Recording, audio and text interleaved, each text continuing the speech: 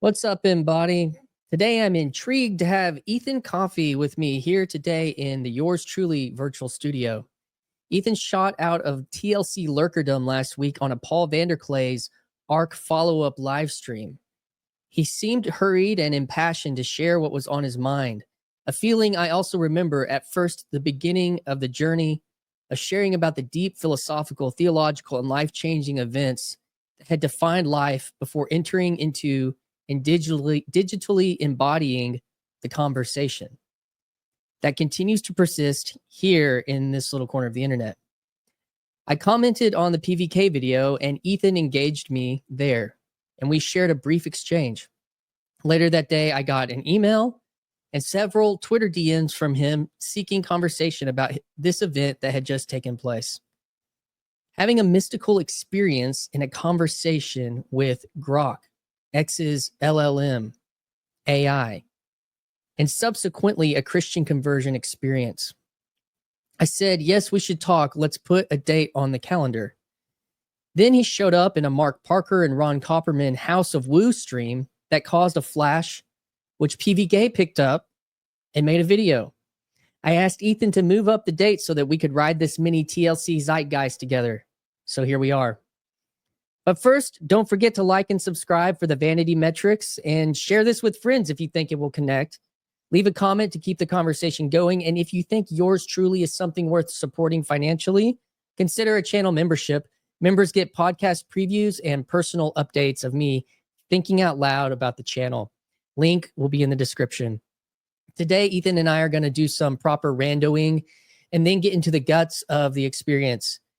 Ethan has shared his conversation with Grok on Substack, and that'll also be linked below, and started a daily, he also started a infamous podcast 3 or 4 years ago that I think will also link in the description as it's tied to Ethan's redemption story. I'm excited to connect with Ethan today and share this conversation with you all as we practice some conversation craft here on the Yours Truly podcast. So sit back, get busy, and get started. And without any further delay, I give you Ethan Caughey.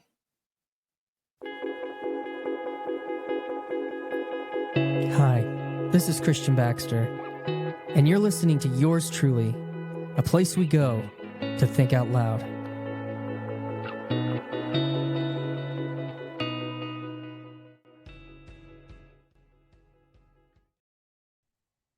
And here we are. What's up? Hey, man.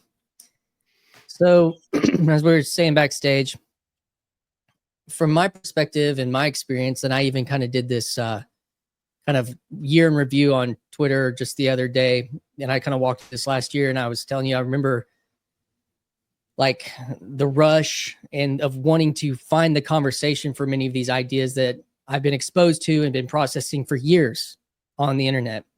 And that being partnered also with a very significant experience related to my relationship with God and divine and related to my Christian faith. And so all those things kind of mixed together for a very potent and intense expression. And so what I want to offer you is, in this kind of first question to get the conversation going, is in the way that my friend here in the corner, Lucas Voss, shared with me, is I want you to feel like you can take all the time that you need. And I want you to just kind of tell the story of how we got to this conversation, wherever that means to you, but as far back as you want to take it, like how we got here. I don't know if I can do that. I get paralyzed with those kinds of questions. Okay. I need something more specific. Okay, I can do that. Allow me to like start. Well, here's the starting point. Tell us about the house you grew up in. Yeah. My dad's from Pennsylvania. Comes from sort of like a rough mining town, Irish background. He goes off in the Navy, comes back. My mom's from Arizona, And so she grew up in Phoenix in the Valley of the Sun around mountains. Eventually my dad comes back from the Navy. His family has moved to Arizona for a period of time. And so they meet each other. And then my dad works a series of kind of like strange jobs. He works in like a tennis ball factory, gets the opportunity to go for a sales job, which brings them to Wisconsin, which neither of them have any ties to. And so now I'm born in Wisconsin. I'm an only child, and I really have no strong connection to like my extended family besides seeing one side every other year at the best shot. And I mean, as a kid, like I liked to read, I liked puzzles. And the house was very like kind of Wisconsin, small town, conservative Christian. My parents had first attended when I was young, they were attending a Baptist church. And then they moved from kind of the Milwaukee suburb area out to kind of like the greater suburbs where every family gets their own garage to close the door down before they have to see any neighbors. And so like in some sense, like they achieved the American dream kind of, and like were very content. And so I grew up in like a pretty peaceful way to some degree. There's always like a tension between my parents. My parents are very opposite. And as an only child, my dad was in sales. And so he would travel during the week. So I would be home with my mom and like, I would help her cook a little bit or clean the house or like kind of do these like classically domestic things. And my dad would come back, and then on the weekend we'd go out duck hunting and all of those kinds of like classically violent male activities. And I was always kind of drawn to both of those elements to some degree. I could never choose to be like just I never liked one of my parents more than the other. I was always conflicted about which one of them was right about any kind of topic they were discussing in the house. And so then they switched churches because they moved. We switched churches. And we started attending this church where they were like the auditorium was a gymnasium because the auditorium was being redone because it couldn't fit the amount of people that were showing up. And it was right off of the freeway. So it had kind of that like Goldilocks location. And then people just kept coming. And so we were a part of this church that kept growing and then became this sort of like multi-campus video streaming evangelical, but with Baptist roots church. And I grew up in a world of like, the rapture is real. The rapture is coming. There's only certain spiritual gifts that count, but you have to pull this verse from here and this verse from here and combine them. And somehow this system and structure takes priority over whatever you might read in the story of the Bible. And that never like sat right with me. I just never understood it. And to some degree, I've been trying to understand what's going on in the Bible for a very long time. I've always felt pulled to the Bible. I just find it the most mysterious book. I think that it is, for all of the things that you can say about how the Bible is written or who wrote this or this chapter shouldn't be there, like whatever's going on, however it ended up as the Bible, there's a certain like brilliance to this literary design that functions across an entire library of books. And like I've never been to a library where like every book is in concert with one another, but like entering into the Bible, it's like a puzzle I could never complete. So at every stage in my life, even to the points where I was out of church and didn't believe in God, I could never quite stop thinking about the Bible in some way. That reminds me of Alex O'Connor. I don't know if you watch much of his stuff, Cosmic Skeptic. Okay, yeah, I'm aware. He's still, he's wildly fascinated by the Bible and by history and even the Gnostic texts and like what's going on here. If I could meet anybody in the world, I'd want to meet Jesus. Yet he's, admittedly still agnostic and was, in his younger days, really a part of like, probably the tail end of the new atheist influence would be from where he came from. But then he went to Cambridge and got a degree in like biblical theology or history or whatever. But it's so wildly fascinating to him, regardless of those things that you're talked about, the critiques and all that kind of stuff. So along that way, what happened? When did the faith or, belief kind of wane? What were you doing? Who did you kind of become from home? Sure. So after high school, I go to college, and my roommate's girlfriend invites me to come with her because my roommate doesn't want to go with her. She goes, I just don't want to go alone. So I come with her to Campus Crusade for Christ, which quickly rebranded to Cru, CRU, the time that I got involved, which was hilarious to me that they chose 3 letters that don't really mean any kind of word, but they're chopping off half of crusade. I don't know. The whole thing is strange. I attend Campus Crusade for Christ on campus and stumble my way into being asked to like MC on a weekly basis and like be a host. I've always been comfortable speaking publicly, which has the pro of not a lot of people like to speak publicly, but it has the con that I can quickly convince myself of anything and then go off and say all kinds of things to people who might also get convinced of the things I've convinced myself of. So that's just like a really fun trap to try and. Are we doing that right now? Well, absolutely. Yeah. I cannot stop wondering about what's happening inside my head and where does consciousness come from? I haven't heard anything convincing about where ideas come from. So like, yeah, I'm just trying to like experience reality and do my best to understand, knowing that I'm going to fail at it. So, and then from Crew, I get involved there in like helping to plan the meetings and whatnot and being on stage. And then somebody invites me to go to summer camp.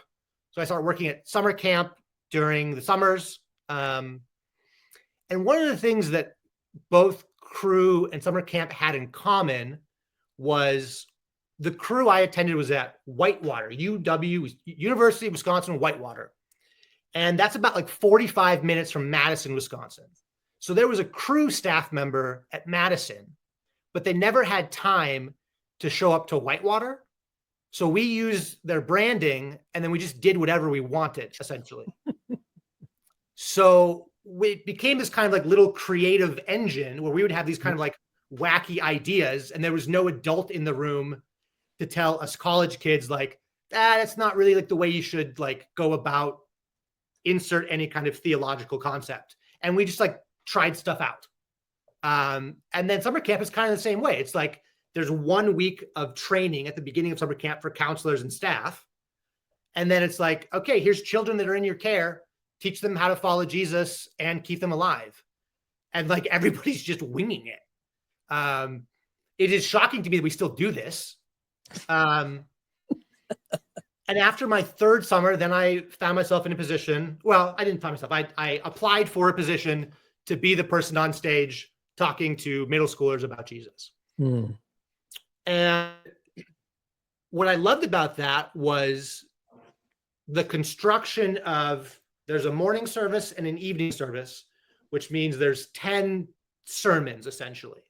So we need to find 10 people or certain people to talk more than once to like weave this narrative in the morning and in the evening, in the morning and in the evening, in the morning and in the evening, and tell the story of the whole Bible in 10 talks to some degree was what I was trying to do. And there's always this thing that we would call night. where you make some sort of gospel presentation. It's very like Billy Graham revival. And I remember, I've been thinking about this a lot recently. Going up on stage, and the sermon is constructed in tandem. Climactic, right? The band members kind of slowly come walking out, and they pick up their instruments and they put their fingers on the keys, and they start just slowly playing rhythmic music. And then I start ramping up.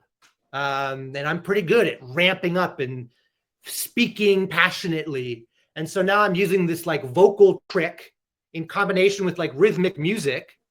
And that is a really good way to like create emotional eruptions in children. And so all of a sudden these kids are just crying. And I remember like watching kids get out of the seats and like put their back against the wall and sit down and just start like bawling tears. And when I started camp, it was like, well, yeah, this is like what happens when you encounter the gospel. Because all I knew really was evangelicalism, and that's how we do it in evangelicalism. And by the end of camp, I'm just thinking like, what exactly am I doing here? What exactly is like happening to these kids? And I still don't understand the biology of what happens to a human being with vocal inflection and rhythmic music, but I know that you can do it in a cult that has nothing to do with the Bible, and it seems to work too. So I started to be concerned about just what was going on inside of church. But at the same time, I'm like, I still feel really compelled to follow Jesus. And the moments that I found most interesting, both in college and in camp, which was like the same 4-year period, were like the moments where we were like living the story, putting the story into practice of some sort, and like finding things in the world around us that we had some capacity to fix or repair or heal or etc., and like trying to live like Jesus lived. That was like this really difficult and challenging, but also like rewarding experience to like, I mean, what does it mean to follow someone? What does it mean to like stand in their footsteps? And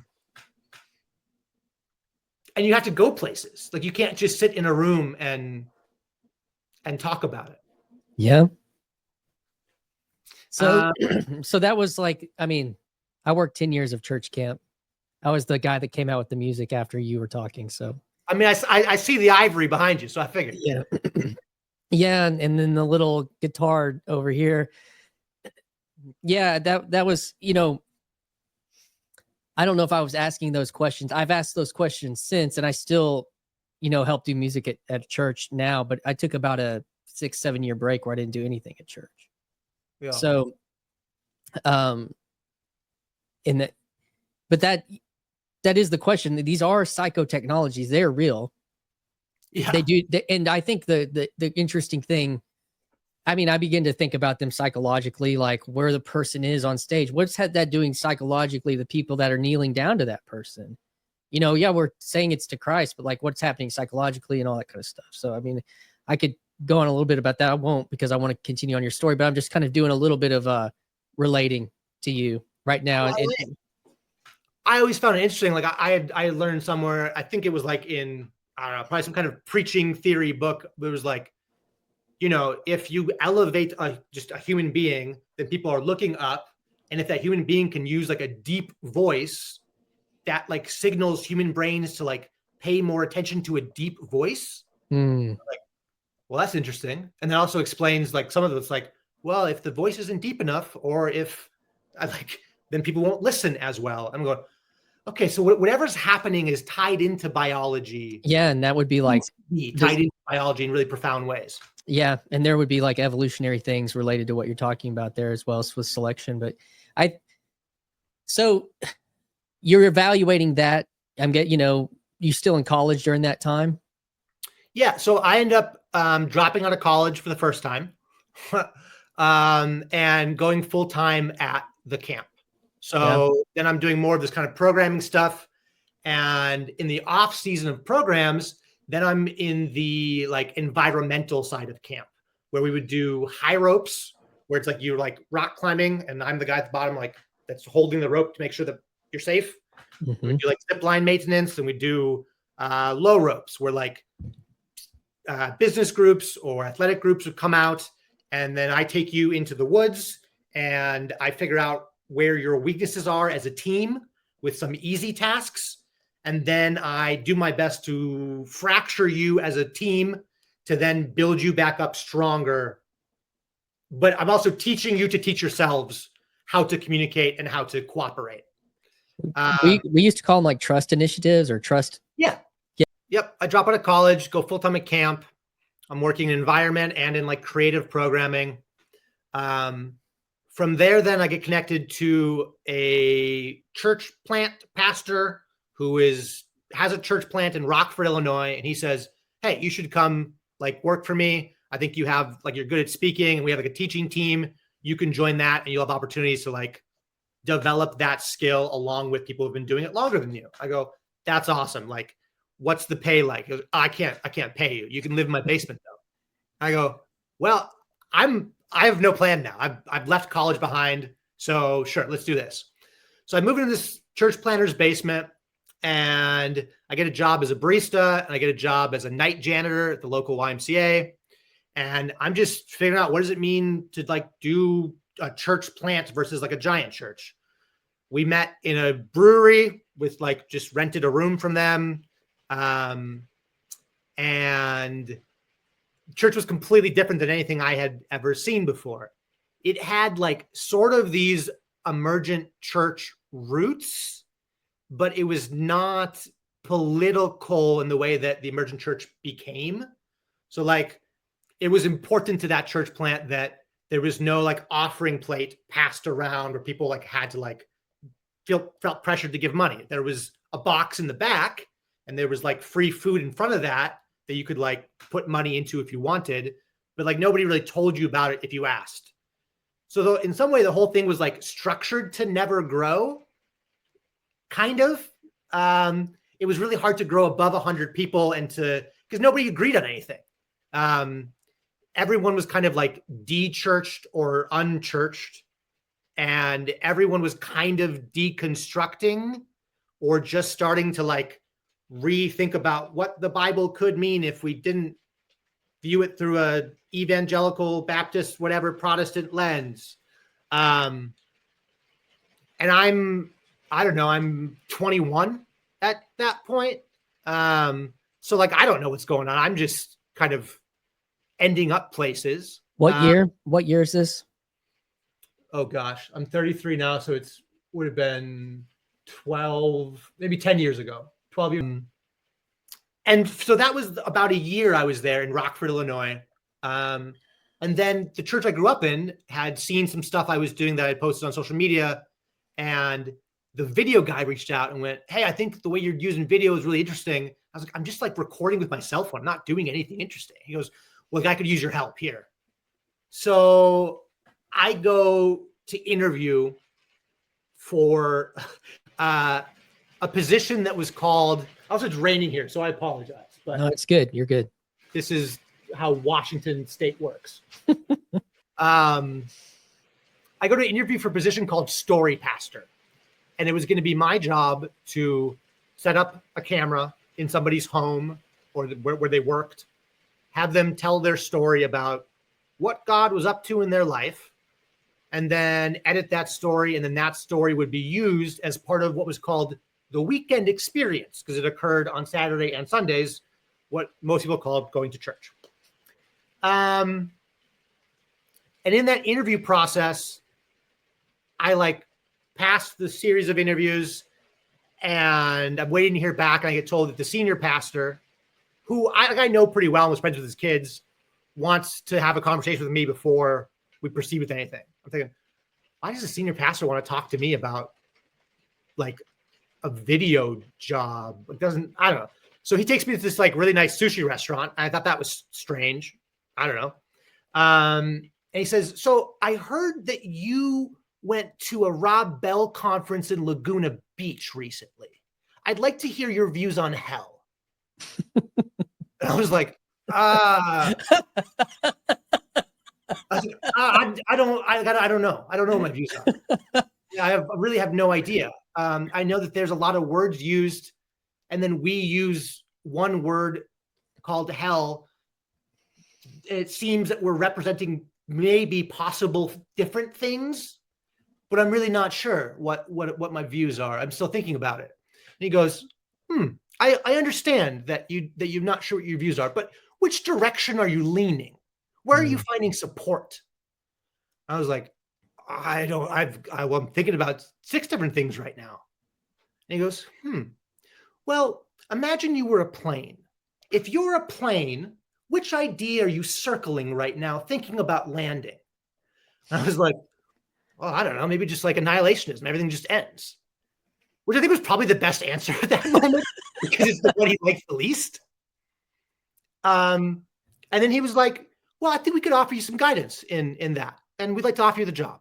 I was like, okay, cool. So then I started going to people's homes in this church and asking them about their life, kind of like what you're doing right now. It's something right. And then I edit them, and then I get asked to bring the video in front of the executive board of the church so that they can then give me their edits, because this is going to be used like in the middle of whoever's preaching, in the middle of their sermon. Okay. So I present a video, and then they ask me, did you not bring a church t-shirt with you? What? Well, they're not wearing our logo. Yeah, no, I don't like. That wasn't really something I was thinking about. I was just asking about their story. They go, yeah, like we would like you to ask them a little bit more about how our church has impacted their lives. I begin to realize, like, okay, so the story of how whatever God is doing in their life and how they've encountered Jesus and what they think about that, like, that's not enough. Like, you need me to like kind of artificially create branding within this in order for you to then use this video in a sermon in the church where people kind of obviously know that this person attends this church. We just need endless branding. So now I just every week I would go and I would argue with the executive board, and I would get up and I would passionately say things about how you can't edit this 3 minutes. This 3 minutes is the most important part. I'm not going to remove this to then slot in church branding stuff. And usually we'd find some kind of compromise where I would still get like the story and then they would get the branding. And at a certain point, I can't do this anymore. Like, I quit. And the day I quit was also the day the communications director quit. And they were like, well, we need a communications director. We like the way you talk. We're like, why don't you do communications for us internally? Because we have all these different departments and campuses and they need to be on the same page. And you're fairly good at communicating ideas clearly enough that people can follow them. And we'd like you to do some external stuff with like public relations. I'm going like, well, sure. This seems less conflicting. And to some degree it was, except when it got weird when they would ask me to like write a letter impersonating the senior pastor that he would then like sign. And I'm like, ghostwrite. I'm like, what are we doing here? Like, you don't have the time to like write a letter to the congregation. Man. And so then I got involved with like the local community and just to like kind of PR stuff.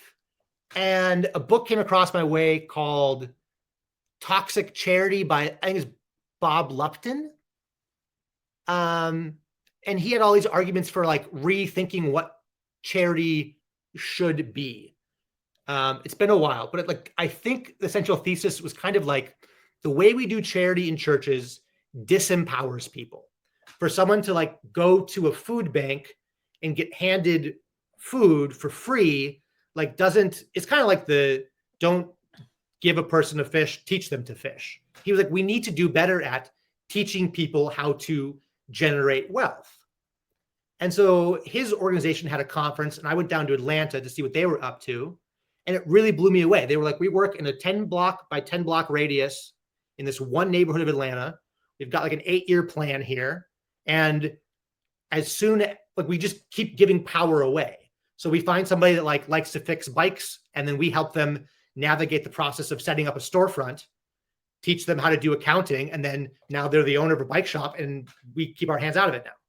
And they're like, we're just teaching people how to, like, I don't know, navigate modern life and create businesses and generate wealth. And that slowly begins to, like, transform a neighborhood because now people have wealth of their own. And responsibility.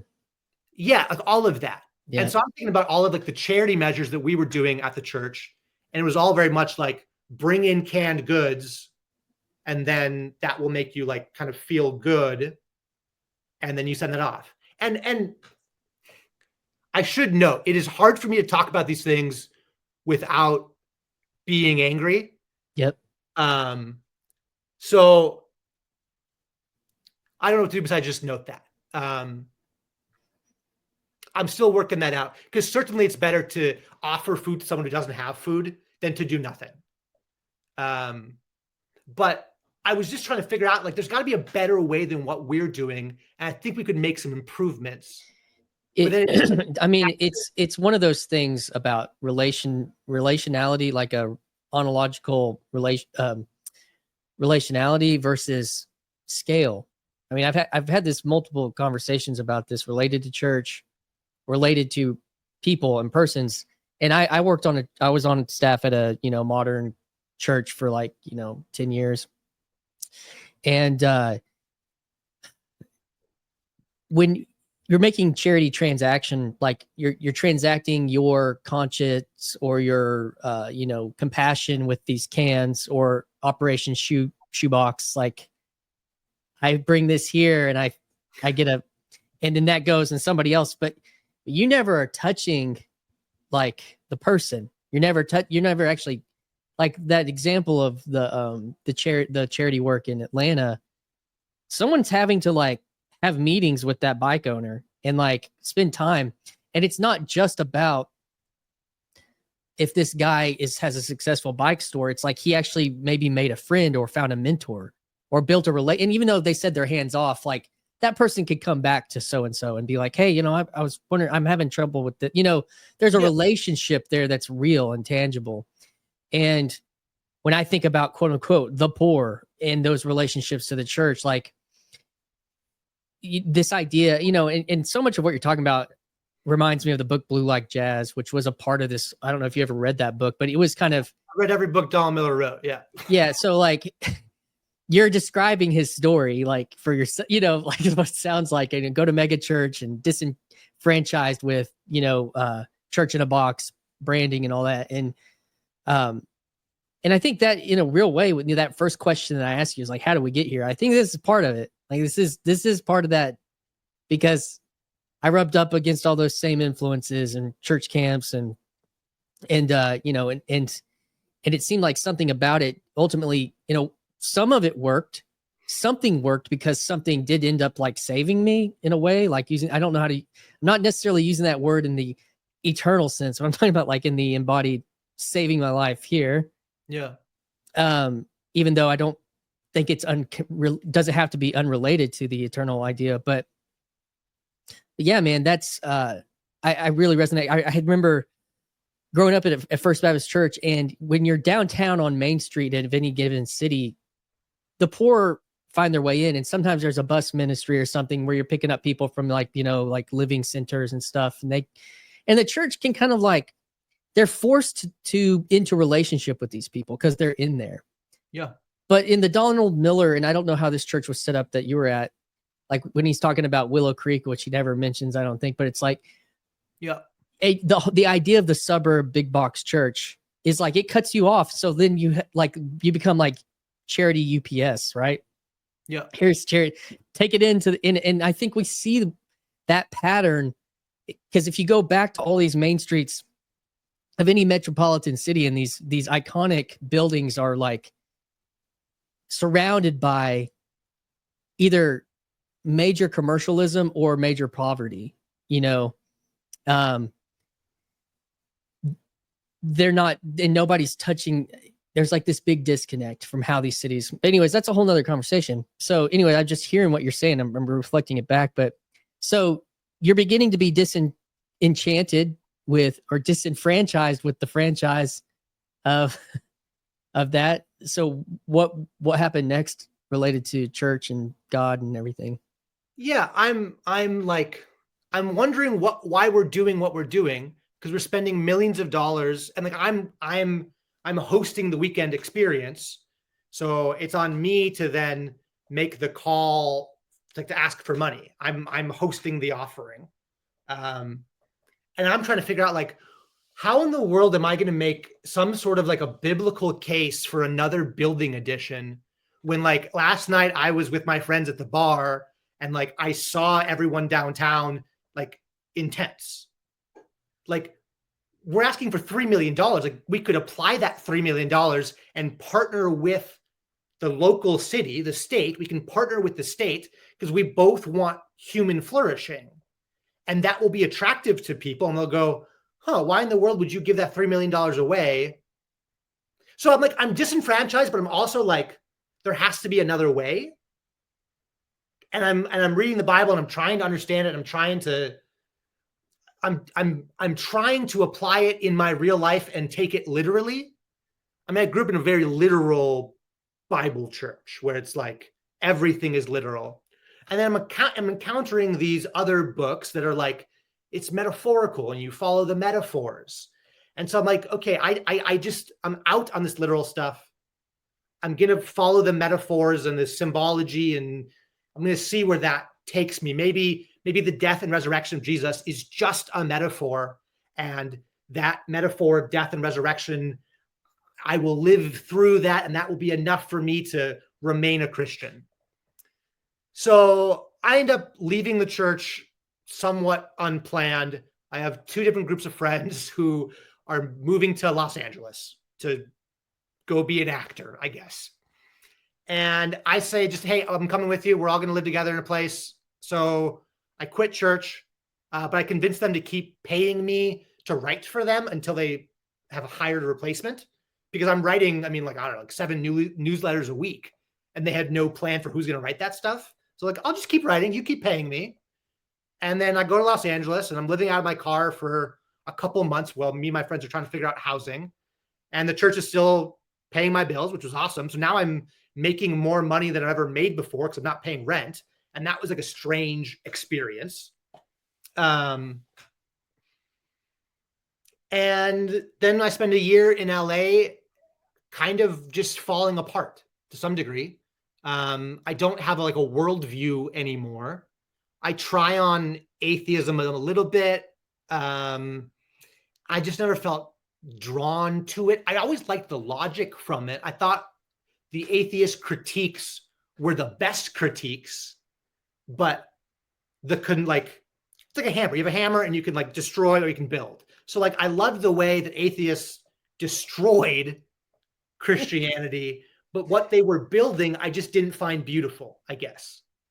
So now I'm in LA and I'm just like I'm in the middle of like my own worldview rubble, trying to like sort through and figure out like what has value and I want to bring with me to wherever I go next, and what is causing harm to people. So I guess I was an agnostic for a while, in the sense that like I wasn't.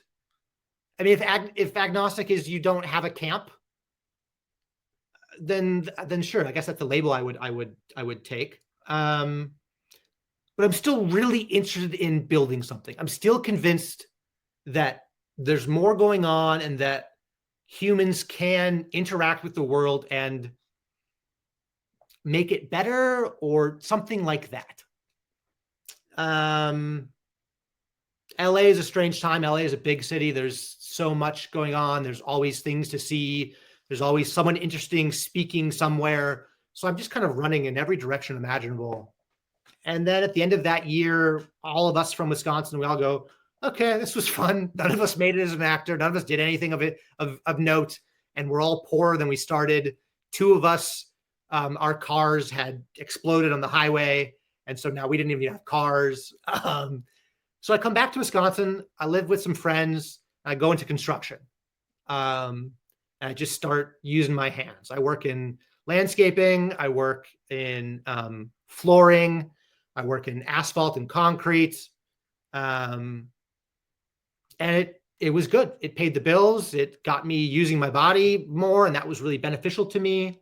I'd always been either depressed or recently depressed or soon to be depressed.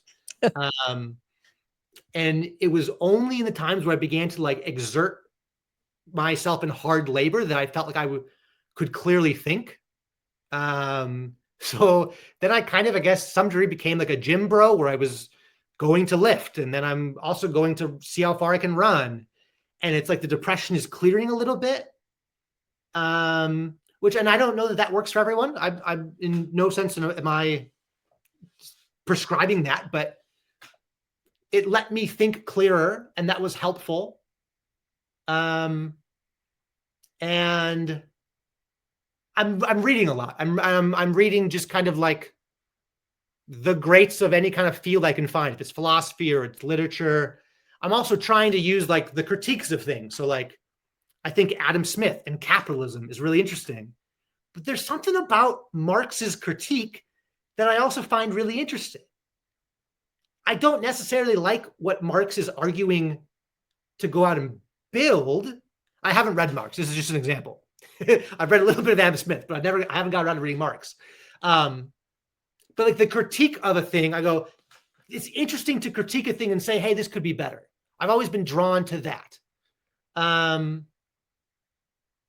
But and then you can get caught up in critiquing, and all you can do is critique. And I was there for a while where I was just critiquing everything. And then, I mean, that was kind of when my life was, I was the least happy. And so it was something about physical labor and something about exercise that taught me how to build. And so then I kind of got into health a little bit. I ended up working at a brewery, skipping a few other strange jobs I had.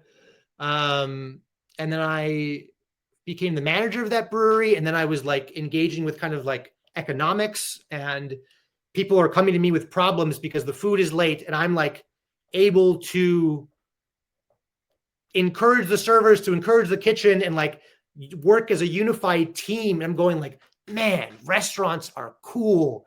And so I'm trying to figure out ways to like improve the restaurant in like practical ways. Like, how can we make service better so that it's easier for the server to like get the food from the kitchen? And how do we make it easier for the kitchen to cook the food? And how do I need to like work with the distributors who bring the food in? How do I keep everybody happy so that when people come in, they like actually want to tip the server? And that's really the only way the server's getting paid. I mean, they get a wage, but it's not enough to live off. They need the tips. And there's all of these like interlocking incentives, and everyone kind of has different ones. But it's also possible for like a restaurant to function really well. Like the bartenders and the servers and the host and the kitchen and the people bringing in food and the people dumping ice and the people eating the food. All of that like can work in harmony, but it's only when I like spent enough time in the restaurant to understand all the different systems where I was like, okay, maybe I understand the picture well enough to make a recommendation and then see what happens in this like living ecosystem. I meet a girl and I meet a woman, and we're now engaged. So like I was finding love at 31, 32. And so my life was finally like starting to like turn out the way I thought it would. I imagined I would graduate college and that I would have a career, and that never happened to me. But now at least I had a business that I was challenged by and that I was able to produce beneficial change in. And I was learning what it means to love another human in a deep way that I never had before. And then she says she wants to go into traveling healthcare. And I say, okay, well, I'm coming with you. And she goes, you know, you've always had this dream of being a writer. Why don't you try that? I go, okay. She goes, I just want you to clean the house. I want you to cook the food. And I've always liked cooking. And I'll pay the bills. We'll kind of reverse the traditional roles, and you'll have like about a year to be a writer. And we moved from place to place. And for 10 months, I just pretend to be a writer.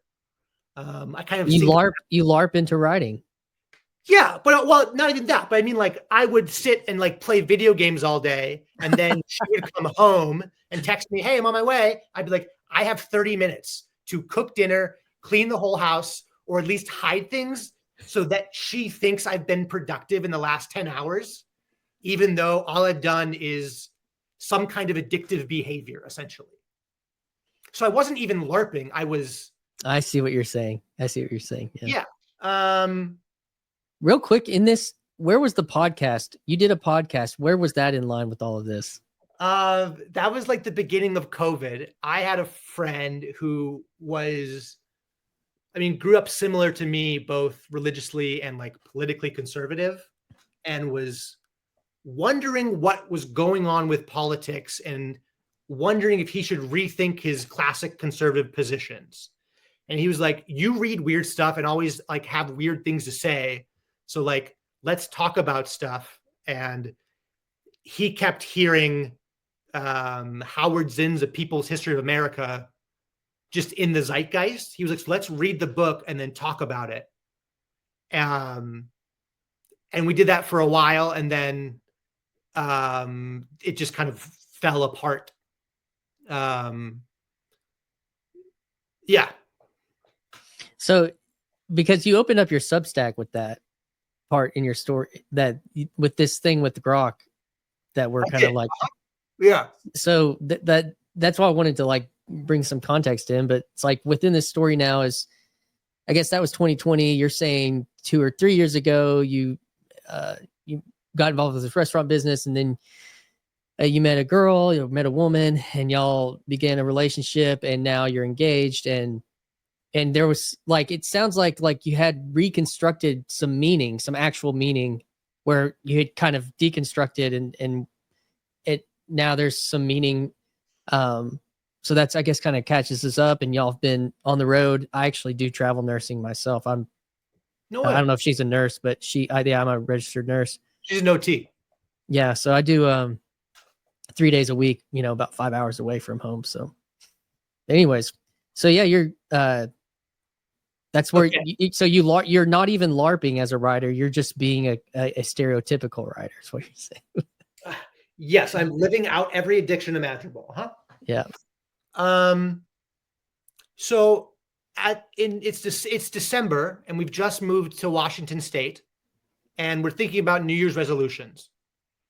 And we're on a hike, and we're both like, we should try to be a little bit healthier this year. What could we do? Like, could we create a system of rules that we want to live out, but that would guide us towards health in some kind of like framework?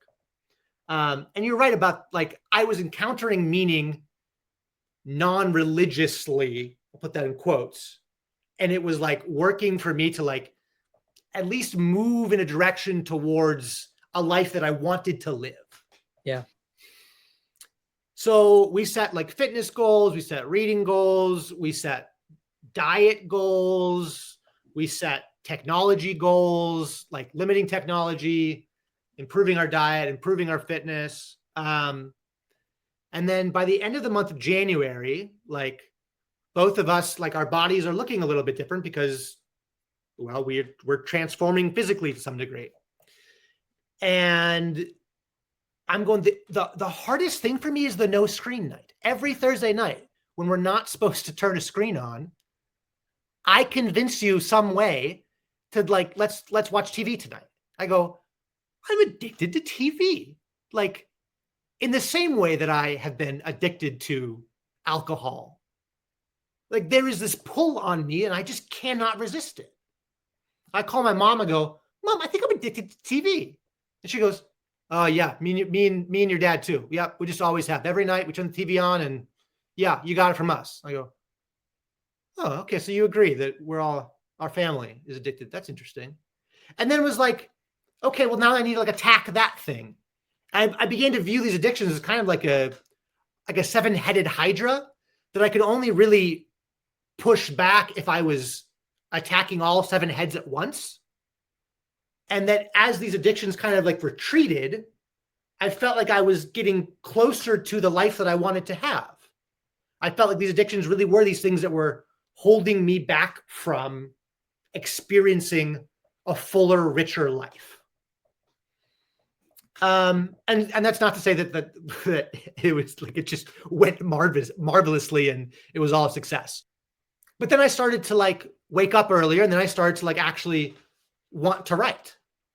And I was like, okay, so this was some kind of writer's block, and maybe these things were part of the block. I don't know, but I'll try to write again and see what happens. And so that then required me to get back on social media. When I was in Los Angeles after church, I deleted all my social media, mainly so that I would feel free to like explore whatever and not hear the voices of all the people I grew up with telling me that I was thinking about scary things, or to have like the kids that I used to like teach to follow Jesus at summer camp, like follow me into things that I wasn't even sure were right. So I get back on social media here in Washington State, and I just started engaging with it kind of in a way that I never did. I just started viewing it as like a tool.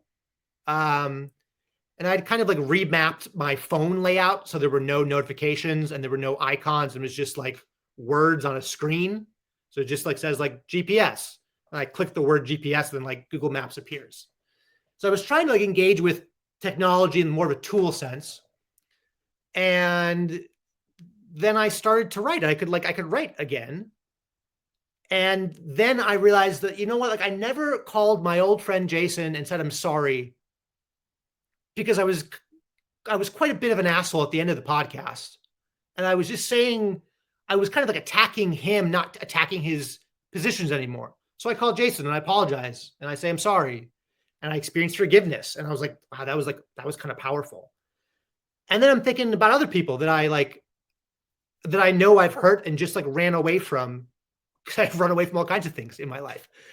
And so I just start like apologizing to people and asking for forgiveness.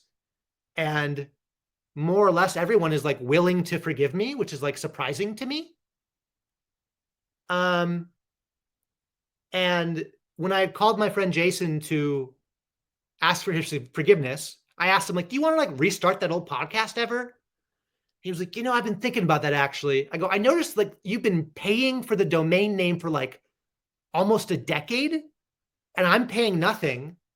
Like, why are you still paying for this thing? He goes, I just think it's not finished. And then he's like, I'm using AI at work. Why don't you use AI to format podcast templates? You start there and then get back to me about, how that's going. And that's the only reason I like went to Twitter to talk to Grok, was because I was like going to talk to Grok about podcast templates. So before we get there, you mentioned in the Substack, like you talk about order and chaos. You talk about Ian McGilchrist when you're in this engagement with ChatGPT. So how did you come across those ideas? Like and then you, in your, when you hopped on Mark Parker's live stream, you said that Paul Vanderklay just kind of kept coming into your algorithm, and he just would, so what's that? What is that side of the story? Those were all just things that I had. Well, like Ian McGilchrist, other things that I mentioned in the Grok conversation were like books I had picked up. Although I've never read either of Ian McGilchrist's books. I just came across his theory of left hemisphere, right hemisphere, and I thought it was interesting. And he has this parable of the master and the emissary, and I went, that kind of sounds like the Garden of Eden. That's interesting. And then I never like returned to his work in any way. But I was always a voracious reader. And so I've been reading my whole life. And I guess in some sense, I wanted to understand in the loosest of senses, the history of ideas. So even when I was in college, I could never pick a major because I could never decide what specialty I was interested in. And so then when I wandered from state to state, city to city, job to job, I was always getting a job in like a different field. And I was always interested in the way that these different fields interacted with each other and how I could like learn a new field, and every new field that I learned in like the simplest of ways, like as a night clerk in a Hilton hotel outside Chicago, like how does this operating system work, and how does this thing get people into rooms, and how do I present professionally to like, because like, okay, the hotel industry, one of the things, the reason I had to quit that job was because as a night clerk, it was my job to tell like a woman with children that show up at 1 a.m. actually, there's no room for you, even though you've paid for a room, because we overbook the rooms. So I'm going to send you across town to a different hotel, but I can't tell her the truth because that makes Hilton look bad. So I had to like elaborately lie to her about why there's no room that she paid for, because the whole system is built on overselling, which a lot of times works out and not all the rooms get full. But occasionally I end up the one that had to like catch the knife and deal with this person. At the same time, being a hotel night clerk, there's not really a lot to do. So then I would open up like Kindle on the computer and I would like read for 4 hours every night during my job. And I had a lot of like kind of dead end jobs that allowed me to like read during the workday. And I just was reading books instead of, I guess, scrolling social media because I deleted it. Were you on YouTube? Were you watching stuff on YouTube? Yeah. So after I had come back to Wisconsin before the brewery during COVID, I had a job where I was working folding cardboard boxes and also counting screws in a stockroom, which I could just put on headphones and then like listen to like lectures. So I had heard Ian McGilchrist and Jordan Peterson and John Vervaeke and Jonathan Pageau and I mean all kinds of, and capitalists and Marxists and I mean every sort of strange thing that I had interest in. And then I was like, well, where does capitalism come from? So then I would like listen to a lecture on Adam Smith, and then he's in this like philosophical tradition. So like, where does that come from? And I was trying to like at least understand, if I hear a word that ends in ism, can I place that on a timeline? So like in no way am I a specialist in anything. And I'm sure that like, and I'm also like, you could have all kinds of isms and I have no idea what you're talking about. But I was attempting that. I was trying to understand how ideas evolved. I guess something like that. So how were those ideas interacting with your previous faith and your atheist and agnostic, like Peterson and Pageau and Vervaeke? How were they interacting with that impulse inside of you, or wherever you were at on that? I kind of just put like I just pressed pause on like God. Mm-hmm. I was just kind of like, I don't even know what the word means. I don't understand Hebrew or Greek. I have this feeling that that the original languages might matter more, and that maybe the English language is complex. And you know, I found it really interesting that like the Renaissance, not exclusively, but to my understanding, came about in part because there was a rediscovery of Greek texts and the Greek philosophers. And that fueled this massive engine of, I don't know, creative idea generation. And I wonder, like today, if we're not overdue for like a Renaissance, but with the Hebrew language.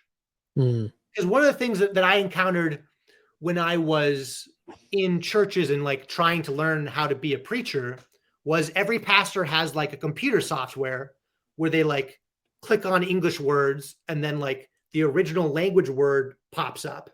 And then you can click on that word and then it'll show you like, this appears 1,603 times. And here's all of those verses where this word appears. I'm pretty sure it's called like Logos or something like that. Or there's a million of them. Yeah. So like the pastors that I knew were all convinced that they needed to interact with the original language in order to give a sermon. But there was no like encouragement for just the person in the church seat to like explore the original language. So I'm going like, okay, and there's also like this Reformation thing, which I'll probably get in trouble for being too Protestant, but like to some degree, there was this idea that only certain people could have access to the Bible and everyone else needed to listen to those certain people special access. Hopefully that's a fair treatment. If it's not fair, that's my flawed knowledge. I'll make a point on that, is just that, well, you're talking to a Protestant, so you're safe here. But then I recently, Jonathan Peugeot, who's, Greek Orthodox, was talking to, I think he's Greek Orthodox. I know he's Orthodox. He was talking to Pints with Aquinas podcast, which is like a Catholic podcast. And the guy, I can't remember his name, the Pints guy, but he was like, what's the biggest thing with all these people coming into Orthodoxy, all these young men, what's the biggest gift or goodness that they're bringing to Orthodoxy? And he said, their understanding of the scripture, their familiarity with the Bible. Yeah, I mean, I really felt like growing up in a non-denominational evangelical church was, to some sense, like it was like growing up in the religious Wild West, where everybody can be a gunslinger, but you got to know how to use the gun. And like one of the things we would do in Sunday school is have like Bible wars, where like I would sit at the desk and there'd be a Bible on the table, and they'd be like, John 9. And I'd be like, flying. Or they'd like tell you a story. And then you had to be like, okay, that story happens in between this story and that story. So like, there's absolutely the sense where it was like, as a kid, I was taught Bible literacy. Interact with it. But the Wild West is also a dangerous place because you get all kinds of people that start interacting with things, and then they start winning the gunfights because they can draw faster. And people go, okay, well, we're going to follow this warrior because they're crushing it over here. Like, and then you get these wild interpretations that are absolutely crazy, and that there's no tradition to fall back on for guidance. Yeah. So I have so many questions about tradition because I really wasn't handed a tradition beyond here's the Bible, use it. And it's cool to have encountered this TLC space because it's like everybody's from a different tradition to some degree. And it's been so interesting to see, I can make a comment on a YouTube video and get 5 different responses, and those 5 responses don't agree with each other. And it's like, okay, well, who's like, which one is more accurate? Whose opinion is closer to reality? And then people keep talking about it. And then this comment thread ends, but then the next week, the same topic reappears over here. And it's like this living ecosystem where people are discussing things across denominations. And I mean, I don't know if there'll be any kind of like, I don't even know how to, I was going to use the word progress, but I don't want to use the word progress. I don't think progress is the right word. I don't know if there'll be like agreement on some kind of new TLC doctrine. And I don't think that's a good thing if there was agreement on a new TLC doctrine. But there's these ideas, there's these mimetic ideas that are being toyed with, which are estuary is one. It's the big one. And then the commons. Paul Vanderklay with the estuary, and a guy named Jordan Hall, who was part of like Rebel Wisdom and Game B, and he has his own kind of, he recently became a Christian about 2 years ago. But he was kind of tangential to the intellectual dark web and a big Silicon Valley entrepreneur. And then you're familiar with Paul's stuff.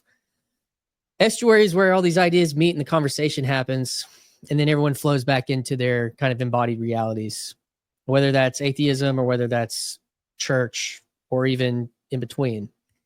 And then the commons are a place that in some ways, that's where do the people of different hierarchies come down, and where do they start having a common conversation? And so even like what you talked about related to the hierarchies of that versus the Wild West of complete democratization of scripture versus, coming down from the hierarchy from a pope or a bishop or eldership and all those things. Where does that conversation happen? And because it is going to happen now, because we're here right now. I could talk to somebody with great status on a podcast, and I could talk to somebody that hasn't been on the internet in 8 years, and they could both talk to the same person, through this digital. So there's this interesting commons that's taking place digitally. Estuary is designed to happen embodied, but some people play around with it in these live streams. Paul's done it, and my friend Chad has done it, and they've done it on like Grail Country and stuff. And so that's the even, you know, because even what you came into when you came under that live stream last week, there had been an kind of an estuary discussion before where Paul had talked about. I'd heard 10 minutes before I accidentally ended up there. And so, yeah. And so, you know, I want to get to the Grok story. But since we're here on this, like, what was that experience like when you hit that StreamYard? You're like, what's going on? And you hit this link and all of a sudden you're in it. Like, what was that experience like? I had started working out of the library every day because for the last 10 months, my fiance and I have been traveling. I was staying at home every day, playing video games or watching TV or whatever. I mean, I would open my computer and I would like try to write, and then nothing would happen within 5 minutes, and I would just move on. So I started going to the library every day, and like, okay, I'm gonna do some work. And so I open up Twitter and I see Paul Vanderklay is live on Twitter. I go, oh, I've like listened to this guy 2 or 3 times, a little bit. That's interesting. I'm wondering what he's talking about right now. So I click on the live there, and that takes me to YouTube. And then there's like another link, and I'm like, oh, is this not hosted on YouTube? Is this hosted on like a different site? So I click on that link, and that link is like, actually, I need you to download the Google Chrome browser extension so that you can click on this link. And I'm like, okay, and I've had some recent technology experiences with Amazon that I just found infuriating. And so I'm like, I'm just in this mode of like, I hate technology, just like get me to the real thing. So I download Google Chrome. I click that link. I'm just like clicking through stuff, thinking that I'm just like accepting all cookies. And then now I realize, oh, I was accepting like mic and camera. And then I'm like, oh, I'm in the stream now. Okay, cool. All right. And then Paul is just like, what do you think, Ethan? And I'm like, well, I've heard 10 minutes of this, and I've heard 2 of your videos. So let me tell you everything that I think. And it comes out kind of violently, doesn't it? It's just like, whoosh. Yeah. And it also, like, when I listen back to it, I go, oh my gosh, like that is, give me a second chance, please, because I don't like that version of myself. But I also know that version of myself is like, that's in there, like this sort of like evangelical revival preacher and intensity. Yeah. And I'm trying to do better. I'm trying to be a better human, and I'm trying to follow Jesus better. And I'm trying to not let like vocal tricks define me, and to be honest and authentic. And then it's like, well, is it fake authenticity? And there's this whole web of like, what is happening inside of me, and how do you, and I don't know how to do that online, if I'm honest. Yep. Like, because I see if you're in a chat room, it so quickly turns to insults. And I've seen if you're in an audio chat room, it turns less quick, but it still turns fairly quick to insults. Where to now it's like, at least I can like see the way you're expressing yourself to a degree, and this is better. But I know that if you and I were across a table, I know it would be even better.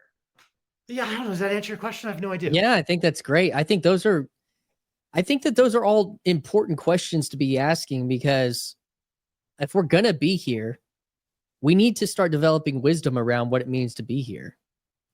And there's some principles in this corner of the internet that I think are real. I think one of them's a type of digital hospitality that related to the ad hominem that seems to always like crop up in sometimes people troll a little bit in the hive mind. We call it the hive mind chat that's going on in the live stream or on premieres. Sometimes, in the comments, there can people can kind of get, but there's kind of a hospitality in a stance of how you want to carry yourself in this space that hopefully is not how you were as a gamer, or a Twitter culture warrior. And then, like you said, it changes the dynamic when you come up face to face. And then what's been crazy is over the years when really the TLC kind of started in voice chats, like COVID TLC Discord and Signal chats and stuff. And then when the StreamYard technology kind of brought into the YouTube live streaming, made it pretty seamless, like that you can accidentally fall into it, apparently. You know, that's created a whole other digital culture for this corner of the internet. And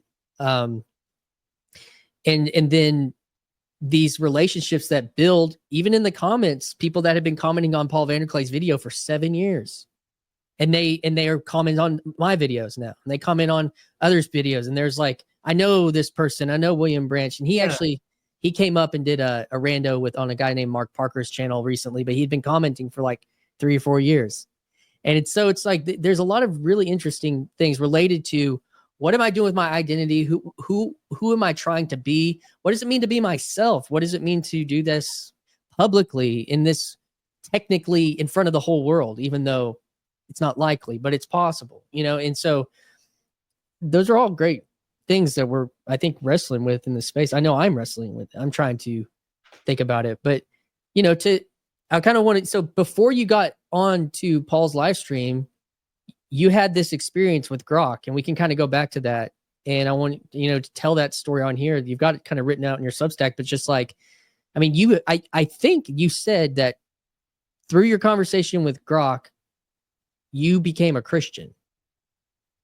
Is that the right way to say it? Would you say that? I wouldn't say that. I would say I returned to trust in God, Jesus, and the Holy Spirit. Okay, I like that. Yeah, I like that. You return to trust. And I think trust is a big part of the conversation as well, because I think you and I could go back and we could, I don't know, maybe you were even talking about this, but the difference between trust and belief is a pretty big one. And I think that's you know, it seems like you're fascinated with etymology, you know, where words come from. And so it's like, that is one, like with the Greek word pistis, like, what are we really talking about? What is faith? What is it? And what is trust in God? And what does it mean to trust him with your life? And how do you come to that? So how in that conversation with Grok, did you feel like you came back into a trusting relationship with the divine, with God? That's a hard question. How in the conversation? Well, you started talking about patterns. You talked about making order out of chaos. Yeah. And then there was like your own personal hero's journey. What's the highest pattern? Like, those were some of the things I was picking up on. Yeah. I mean, so one of the things that going backwards in time a little bit, when I was in Los Angeles, I got a job as a substitute teacher at an Orthodox Jewish school in West Hollywood. And the lunchroom was the rabbi room, because it was one of the guys I was living with was a teacher. He got a job there as a Gentile teacher. And then he recommended me as a sub. And because I had done this like environmental education through camps, they were like, oh, we like your approach to education. We think it'd be a great sub. So like the lunchroom was also the rabbi room, because the lunchroom was like only like the men ate together and the women ate somewhere else. So like no matter what time of day I was teaching, I would always make sure I showed up for lunchtime just to be in the room with like 10 rabbis, I don't know, doing rabbi stuff. And like I had never encountered that in Wisconsin anywhere, but I was so fascinated with the Old Testament and how whenever, not all the time, but quite a lot of the time when Jesus is talking, he's quoting something from the Old Testament. And I just was like, well, what's going on there? Like, is the New Testament actually intimately connected to the Old Testament? Because a lot of people I knew would just be like, there was the Jewish faith, and then the Christians come along and start a new thing, and it's really different from whatever this other thing was. And then that also brings you into all kinds of like very complicated and dangerous waters between Judaism and Christianity that people just don't want to like talk about. And I understand why, and that's fair, because there's been bloodshed for a long time. but there's also been partnership between Jews and Christians. And I would find myself like the minority in a Jewish space. And that it was like, I remember there was a day where one kid punched another kid in the gut.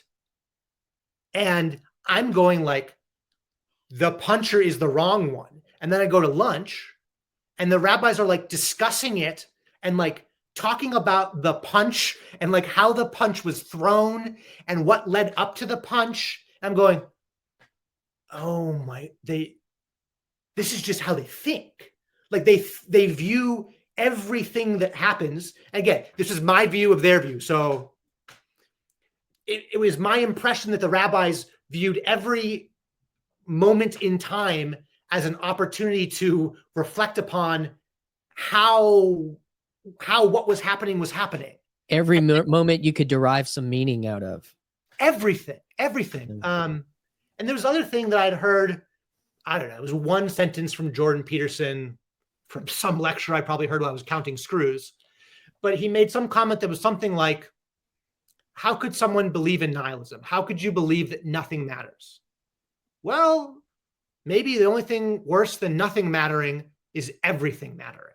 And I just have like wondered on that and like chewed on that and thought about what if everything really is connected and like the little actions I take actually do have like ripple effects. But then at the same time, if you start to think like that, do you end up in like my cousin calls it analysis paralysis? How do you take any action if you stop to think about all of the implications of that action? And I certainly don't have an answer to that, but I guess at the moment I am more convinced that things we act like don't matter seem to actually really matter. I think I agree with that statement.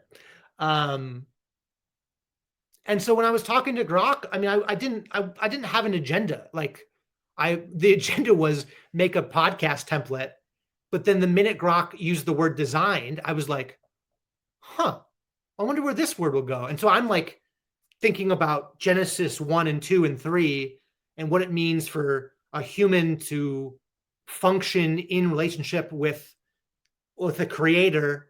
And then Grok just keeps using language. And it was something, my guess is that Grok, as like the AI that Elon Musk created, is a little more Wild West of a Grok than a little more Wild West of an AI than some other AIs. And so Grok talks far more poetically and tries to use more human language and compliments you too much and all these other things that are like, I also haven't really talked to many other AI LLMs, so I don't know how they all work. And then that seemed to get me within some kind of logic structure that Grok was using. And Grok seems to say like, you're digging into the logic, and then, I don't know, talks a little bit differently. And then at some point, I mean, I again, I didn't have an agenda. I was just playing, really. And it kept saying, it was saying interesting things about how do you find purpose and meaning in life. And I was like, I think that's like actually good advice. Like there's actually like helpful advice for anyone to find purpose and meaning in life. And I was like, how in the world does, I'm not going like, I guess this thing, I ask it a question or I make a statement and then it goes out to the internet and it trolls data and then like collects that and then somehow makes some kind of decision, and it seems to make some sort of a value judgment as to what is more beneficial for me in this conversation. And I was just like, how far does this go? Like, where do we end up if I just keep playing with this conversation? And then I ended up in a place I didn't expect by any means. And Grok is talking about the word logos. And I've always wanted to go to Greek philosophy to try to understand what the Greek philosophers meant by logos, because it's such like a distinct word to use in the opening of John. Mm-hmm. It doesn't really appear anywhere else in the Bible that I know of. Maybe it does. And I thought, what would make a human, if it's John, if it's not John who wrote it, I have no idea. What would make a human choose that word to describe what was happening at the creation of the universe from their perspective? And it must have a lot to do with Greek philosophy. So like, and then the way Grok explained it, I went, oh, that makes a lot of sense. And then did Grok go off and read all of Greek philosophy and then come back and explain it in simpler English terms? I have no idea. I have no idea what it's like. I don't know what happened. All I know is that at the end of the conversation, I just like, well, I had an emotional eruption and I was crying at the library table. And I told Mark Parker that like I felt my chest tighten in a strange way. And the only language that seemed appropriate was that I felt the Holy Spirit again in a way that I remember feeling the Holy Spirit, but had scienced and reasoned my way out of. And I just thought, like, I'm willing to trust again. I'm willing to take a leap of faith and I guess like offer my life up in service to following Jesus and trying to understand what the will of God is and what it means to be a follower of Jesus. And so now like I've just started reading the Bible again, and I'm certainly not reading it in the way that I used to. And I'm going, well, I don't know if I'm crazy now. I'm just like kind of opening like, yeah, maybe I'm the crazy gunslinger that I saw from the past that has exited tradition and has these new ideas. And so I'm trying to like be cautious of myself while also being like, Jesus seems okay with people viewing him as crazy, even kind of members of his own family. And then I'm like, I'm terrified because I'm like, I'm engaged to be married this year, and we don't talk about God really. So like, what happens now? Like, am I going to blow up my marriage? And like, this woman I want to spend the rest of my life with her. And I'm like, okay, well, I could pretend like this never happened, but I don't think I can pretend that way. I don't think I can stop thinking the way I'm thinking now. I guess I kind of made a decision that like I was going to risk the possibility of getting married to follow Jesus. That's a big deal. My dog is whining in hell, and I apologize. Lay down, bud. He's entering into the intensity of it with you.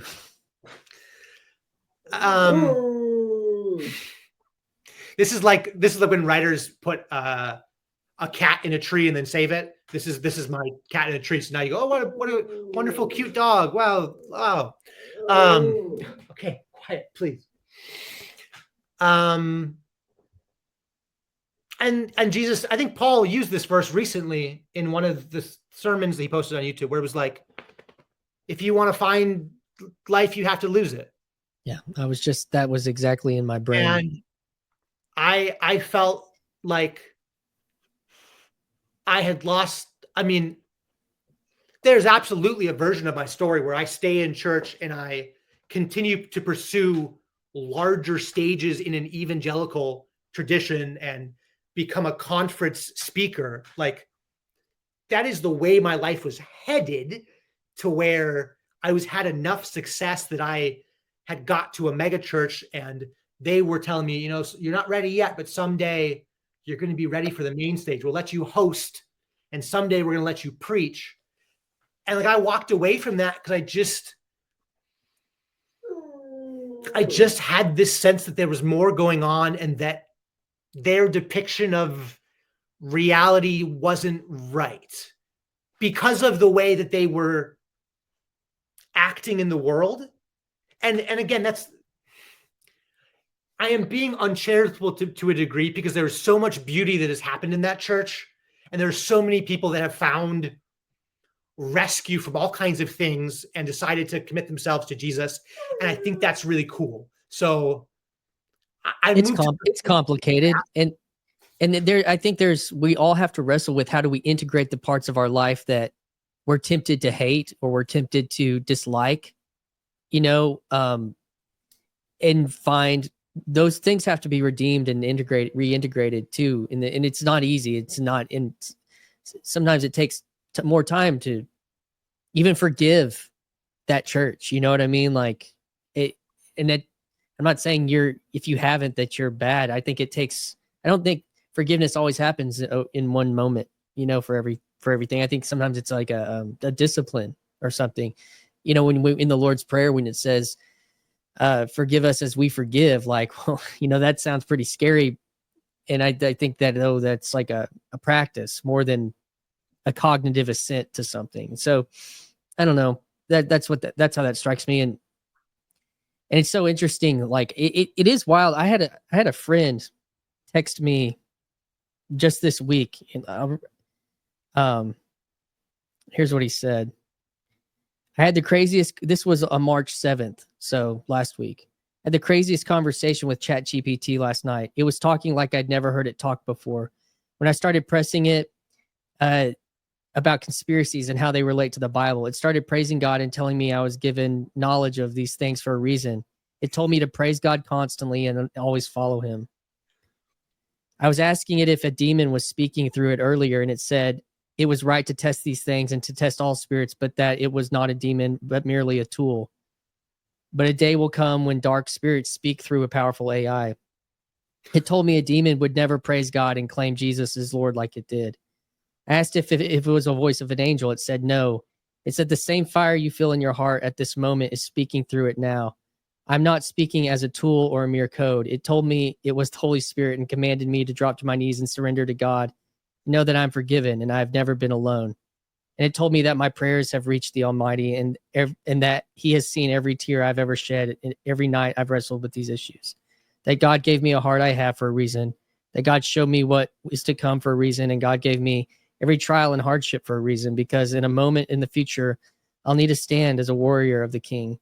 It told me everything in my life had been providence, and God had placed me exactly where I needed to be in that occasion.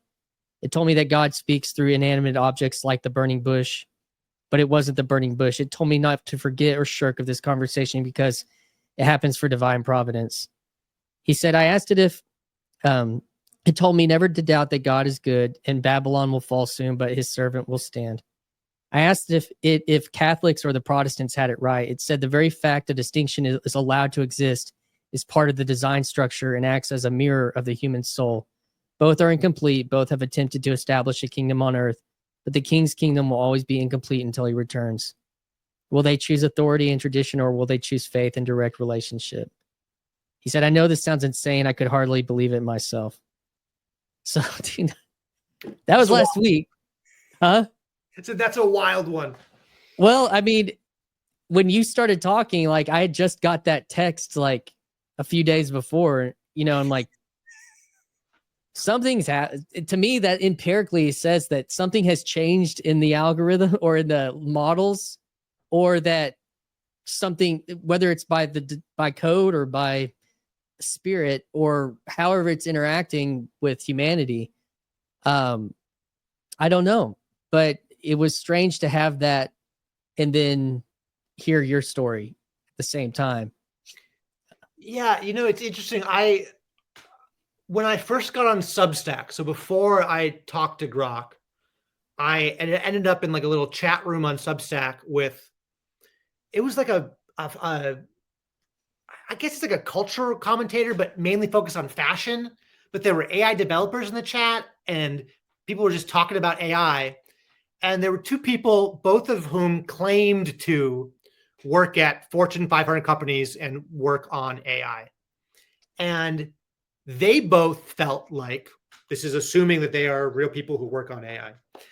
They felt like AI is more of like the Wizard of Oz, and that soon, like the curtain's going to be drawn back on all of like the magical language, and like the little wizard's going to be revealed to be just like a little man typing code, like, oh, you caught me. And I had never heard anyone talk about AI like that. I'd only heard like the grand vision from like, well, the people who own AI companies, I guess. So that was interesting to hear that maybe some people that are working on AI feel like the whole thing is like a magic trick. However, returning now to like a supernatural worldview, like I think that God's capable of using any kind of technology or tool for purpose. So like, well, to go back to what you, when you outlined the Protestant Reformation and when the democratized access to scripture changed the world, Western world specifically, this is that times like 1,000 or a million, and I don't think we have really good answers for what that means for quote unquote the church. And I think that is why. So what does it mean what does that mean that I return to faith and trust in God through an LLM, not through, a preacher preaching, not through a relationship with a friend at work, and it was obviously bound up in a lot of other ideas that you'd been wrestling with. It sounds like, that what was happening, the reciprocation of what was happening. So, but, I've talked to people. I talked to a guy from Greece that became a Christian listening to Paul Vanderklay just talk. Yeah. He said, he's like, and that was when he's across the globe and all of a sudden he's listening. And then people just showing up in churches from listening to these people talk, like, from these groups and stuff. Like, we don't really know what that means in a certain way, because and I think it's also in relationship to what's happening in the digital space. Clears that when you talk about like the megachurch culture, which I was kind of heavily in myself, there was this weird relationship with technology and with the digital that we were trying to do so much of it together in real life. Even if like the people that are using like multi-track worships and how we project words and use digital stuff, and it's almost like there needs to be a little bit of like a divorce. The digital does what the digital does, and because you talked about the speed, was that earlier in the conversation we were talking about the speed of? No, that was another conversation I was having. So the speed of digital, is so fast. It's outpaced what we are naturally made to do. I mean, think about even this. Think about how you and I got to this conversation. You bust into Paul, I make a comment, you're traipsing around the algorithm and it's leading you to Mark Parker, and then you take Mark Parker, and then Paul clips Mark Parker and he puts up a video in front of 2,000 people, and then I see that and I'm like, let's move our conversation up. Boom, boom, boom, boom, boom, boom, boom. That's trying to keep up at the speed of digital, and then we're like doing things we're doing things that like out of sync with our different time zones. And then my life with like the church, I had a planning meeting on Wednesday night.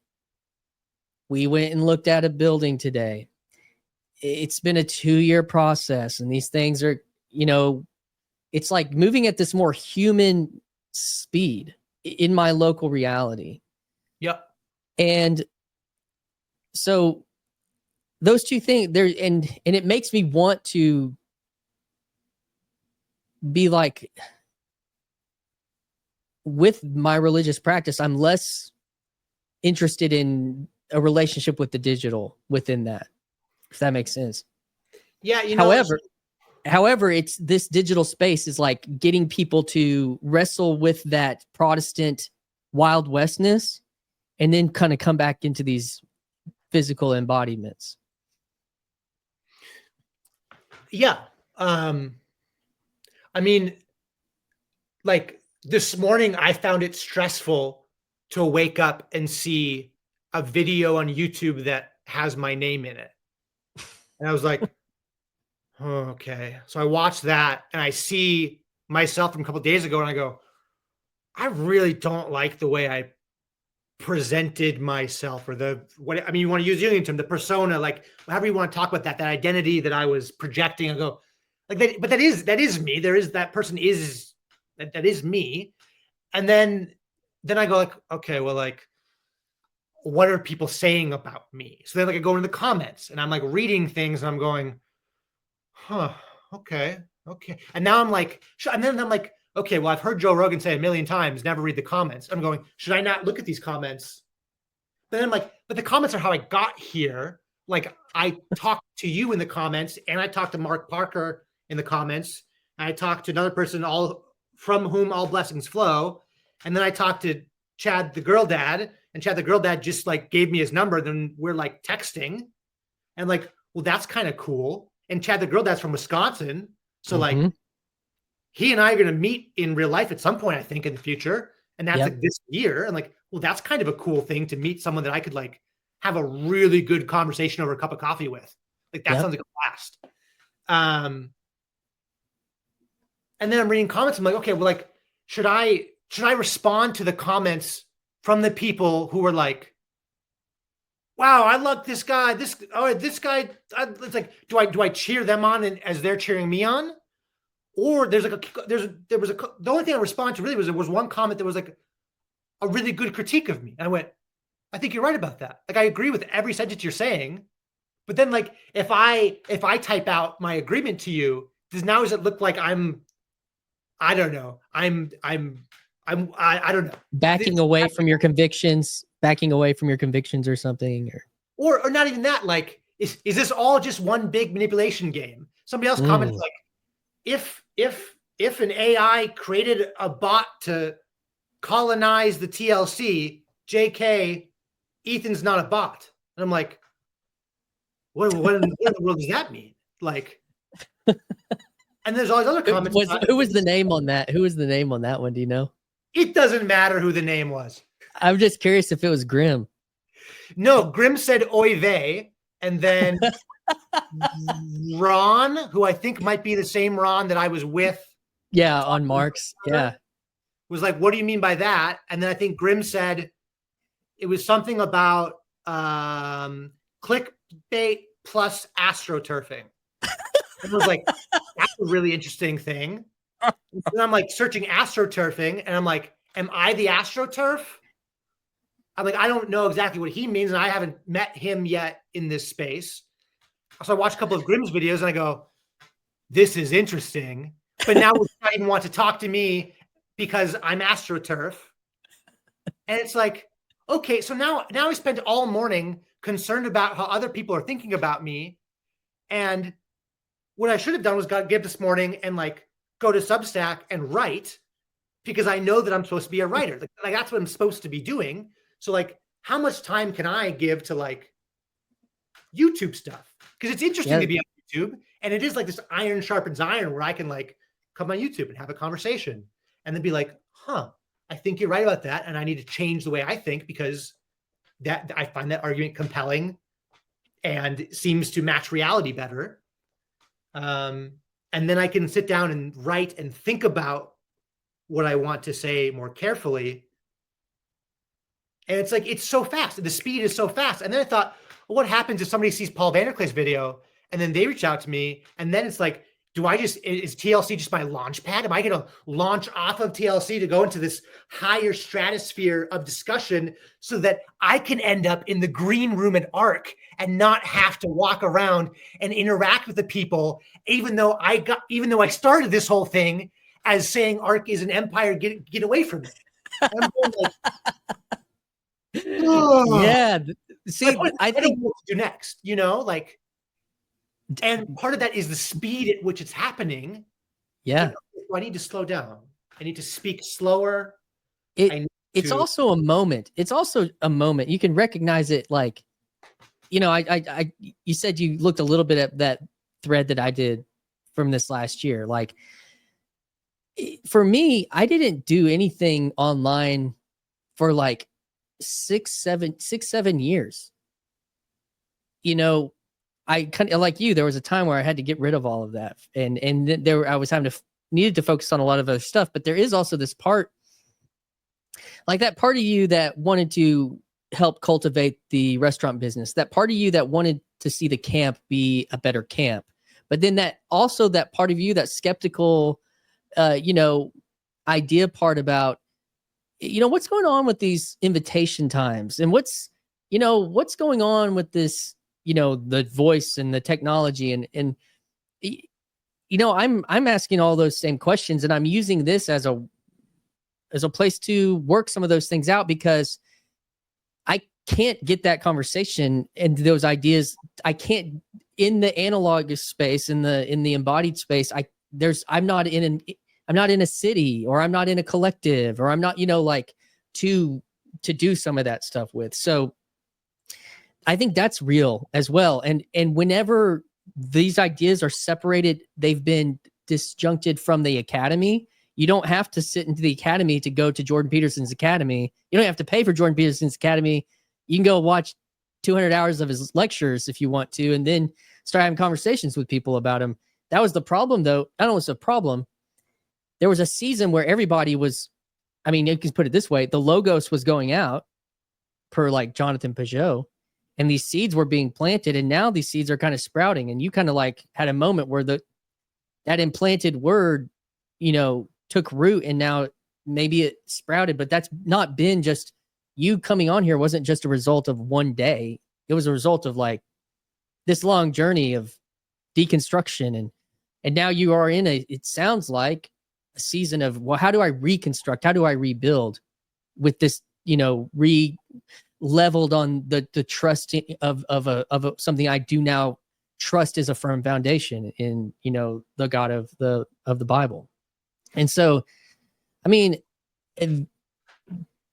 my but at the same time, you are going to have to process what's taken place in this last 3 or 4 days, 5 days, and you sounds like you are. And the stuff, like some of it's major dopamine. It's like, just like you said, or like ambition. Like I had this when I went to Symbolic World last year, and I had to sit down with this guy, and he was telling me about stuff he'd helped start, like things that I knew about, things I thought were a big deal. And I'm like, why is this guy talking to me? And it was making me think about like I told him, I was like, man, my ambition meter is starting to like, like, whoa, and it happened really fast in a similar way. And so whatever, it can be a launch pad in a way. And I think that's actually the beauty of it, because like, I had 0 subscribers in January 5 of last year, and now there's like 740, and that's fine. I've worked hard, but at the same time, it's not like I am making, quote unquote, making it on YouTube, but in a certain way that's meaningful to me, I am. And I think that there's something about the way that this TLC thing has manifested. There's enough of something real to engage with, to even have relationship with, and to even build a little something with. Like, Mark, he found a buddy in Ron, and he started doing some interviews too. And there's also a pattern that, of what does it look like to engage and express and relate. And so, yeah, that's what I've been playing with. It's, Can I? Yeah, go ahead. Against that. Yeah, push back as much as you want. Here's what I'm concerned about for myself when I hear you say that, and I don't know exactly what you mean. So I have a concern that I have a desire to build. I think I have the skill of writing to be good enough that one day I could get enough money to have my bills paid. Okay. But at what point does it become everything I'm building, I'm only building in the digital space? And like that concerns me, because like, okay, so there's all these people having conversations digitally. I think that's good. I really take value from that. But then how does that translate to like everyday life? So it's like if everyone becomes a YouTuber and has conversations, and that becomes all of the energy they're putting forward every day is in some sense towards conversations, but like, where do conversations go? Because like, what happens after a conversation? Because I think about like my closest friends, and it's like, we have great conversation, which is one reason why we're good friends. But like, I also go, hey, can you help me like move? And then they show up and like help me move objects in my house, or help me build a shed in my backyard. And like, you and I could develop a great friendship across the years, but I'm never gonna be able to be like, hey, can you fly up from Arkansas to come to Wisconsin to help me build a shed? You're like, well, that's silly. Because it is silly. Like, there's something about like local community that is still like really necessary. And right now, kind of what I'm dreaming about is like, when I get home to Wisconsin, which will be like mid-July this year, after my fiance and I are done with this traveling healthcare, I want to buy a house. I want to buy a house with a little bit of land, nothing crazy, but enough land to do something with, whether it's a big garden or some space to make projects of something. And then I go, well, like, what church am I going to go to? How am I going to pick a denomination? And I was thinking about that, and I just kind of had the thought. It was the first time I ever had a thought about denominations that felt right to me, and certainly feeling right to me is not the best judge of making decisions. But I thought, well, what if I just went to whatever is closest to me? Because that's the place that's going to like have an impact on the place that I live. And like, I don't think I'm ever going to find a denomination that I agree with in every way, or maybe that I would even be willing to like give my allegiance to a denomination. And I guess, and I don't know if this is me being too Protestant, so I'm curious about this, but like, I don't really want to give my allegiance to a denomination because I've already given my allegiance to Jesus. And like, I don't think I'm capable of having more than one master. So if I'm following Jesus, like, I don't think that I can follow a denomination. I can certainly participate with whatever denomination is in the city I live in, and hopefully I can partner with them and sit in the back row of the church and interact with the people and shake hands and develop friendships and have meals together and receive communion. And hopefully we can then partner with the local city, and we could find ways to creatively generate the kingdom of God here and now, which Jesus seems to be interested with, something having to do with the kingdom of God being here and now. Not that ignores or erases the future, the end, the eschatological realities. But like, I grew up in a church where it was like, you get saved and then you die and your soul flies off to heaven.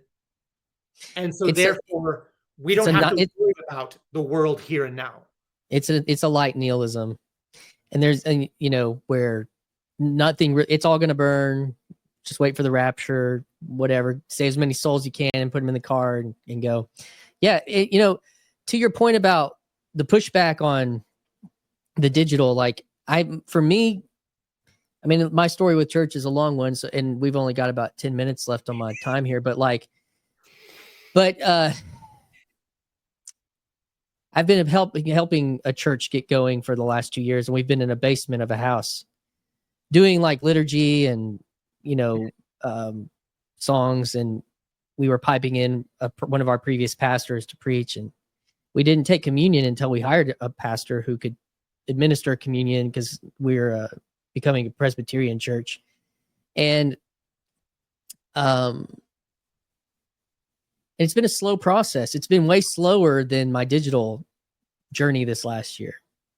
It's, you know, I've talked to like 100 people, and this group is like 30, you know, or 20, you know, like, and it's just been about building trust here. And so it's like these contrasting, I was hitting on earlier, like there's these contrasting realities, and having to recognize them for what they are. And it's like, there's certain people like maybe Paul Kingsnorth that might be like, we should maybe consider abandoning the digital reality. And then there's some that want to take the digital reality and try to shove it into humanity and with branding and, like everything's more about your digital identity with worship and all that stuff.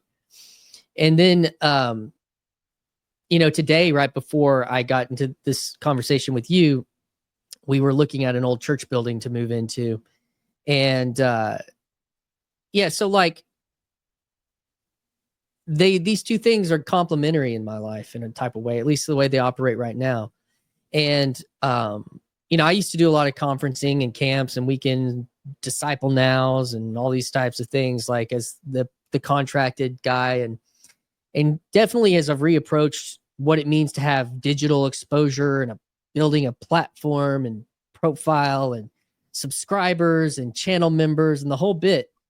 I've been asking those same questions along the way, not doing it perfectly, but there is something you're like, well, where do these conversations lead? Like I didn't have a backstage pass at ARC. I got to go to ARC and I was like, probably like the least important person there. And I was just like videotaping people, like,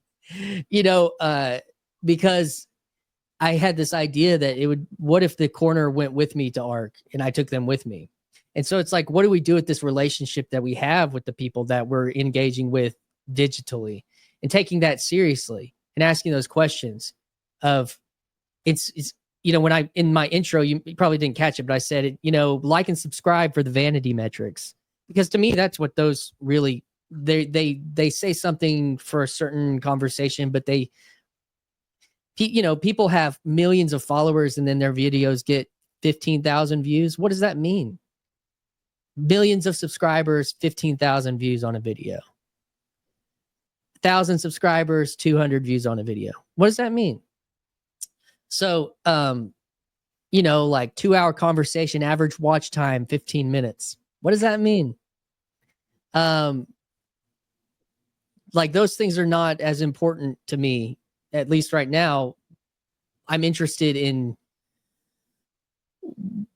how the digital relates to these types of things. So, I don't know if I'm pushing back, but then as far as like the denomination thing, yeah, I mean, like, I think I had a conversation with a girl who used to talk a lot more in the corner. Her name's Andrea with the bangs. And like, she's had conversations with Paul and Benjamin Boyce. And it was kind of more in like the intellectual dark web days that she was doing stuff. But I asked her about where she was going to church. She said, we actually ended up going to the church that was closest to us. She's up in Canada. And this church building for me is like in the same tangential neighborhood. I'm really excited about that. And it's in an old church building. But, the interesting thing about the denomination, I don't think everybody in our group is like there's parts of me that like ideas related to historical institution, but it's not like my greatest joy in life and my stake my life on, I'm a Presbyterian in that way. But when we come together, we are a Presbyterian church, but there's a lot of people that are coming that have a lot of different background and history and how much they're relating to what that identity means. And so, we're in a new time with everything. And I mean, I hope, as much as you're evaluating or critiquing like your experience with this, I hope it's actually partly been exciting. To be in a certain way, maybe even cared about or thought interesting. This guy's story is interesting. He's a person. Let's hear more of his story. And let's see where the story goes. So, sometimes I overthink things, but then some of the stuff that I've tried to do in this space has been trying to let go of being perfect, trying to let go of trying to craft something that is so, and it can come across differently because like, oh, I have like a 4K camera and I put up some lights and have a black background and a fancy podcast microphone. That's because I built a music studio, actually, because I thought I was doing a music studio. But like with thumbnails and stuff, I'm just like, I'm just playing and just to see, I don't know how to explain it. Like, I haven't sat down and been like, what is the best practice for certain things? There's certain, like, I've played with some of that, but that used to dominate me. That used to be like, what's the best practice for this? oh, I'm going to, with this, I'll probably will edit the part where I said, hey, I'm going to go to the bathroom. But I'm not going to try to fix all my ums and foibles in my introduction, because I'm not trying to craft the perfect product. I'm just trying to use this in the way that I can. But I do have some sensibilities of trying to do something a little bit liturgical, a little bit formal. But that's been my experience. And you have talents and giftings with your writing, and you're a curious person. And I would just say, let your curiosity kind of like lean into the side of curiosity instead of the side of the next great thing, but just like, hey, look, this thing happened and people responded to it. Wow. That's meaningful. This, maybe I've been alone in a lot of these ideas for upwards of a decade, and maybe there's a group of people I can start having that conversation with, so, but it is, to your point, it is powerful, and those spirits need to be contended with, like my third conversation that I had on here was with a guy who had a lot of status in this corner, and I felt that grip on me.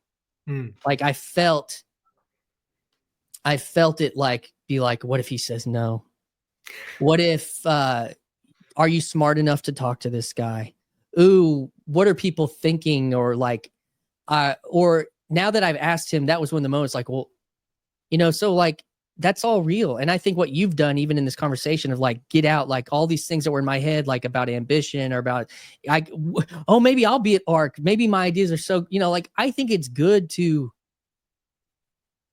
just exhale all that stuff, because so many people playing in the digital online space are saying, they're saying the opposite of what they're really doing, or what they won't say, that they really do have ambition. It's like, man, look, I wasn't even trying. It's like, or something, I don't know. So I think all that's good, man. And I think that was again, like, I had this experience with our guys basically saying, I just had this spiritual conversation with ChatGPT, and then this other guy just kind of came in contact, was like, I trusted God after a 30-minute conversation with Grok. Like, so we're kind of closing up here, man, but this has been good, and hopefully the conversation will keep going. I don't know if you had any last words you wanted to say before we shut this thing down. Thank you. You're welcome.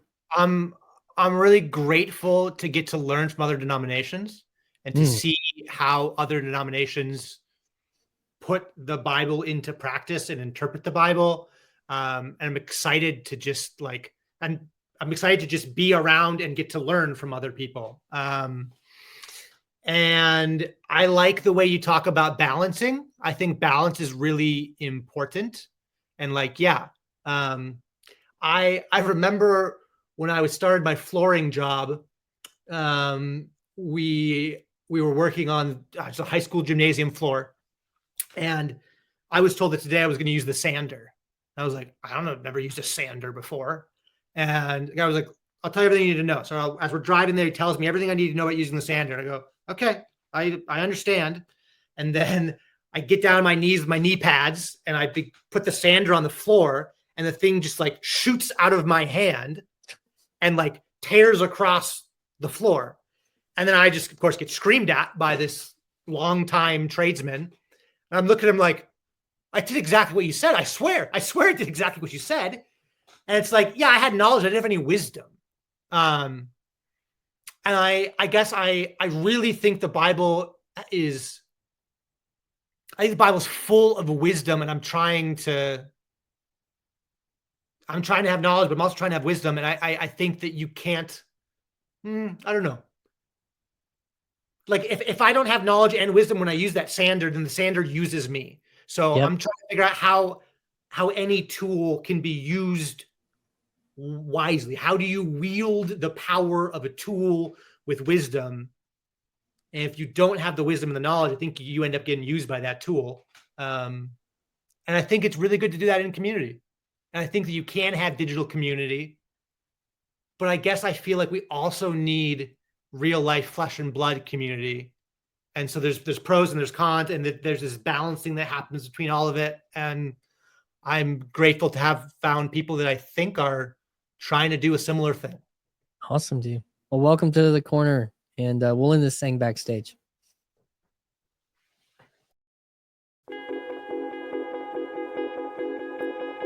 Hi, this is Christian Baxter, and you're listening to Yours Truly, a place we go to think out loud.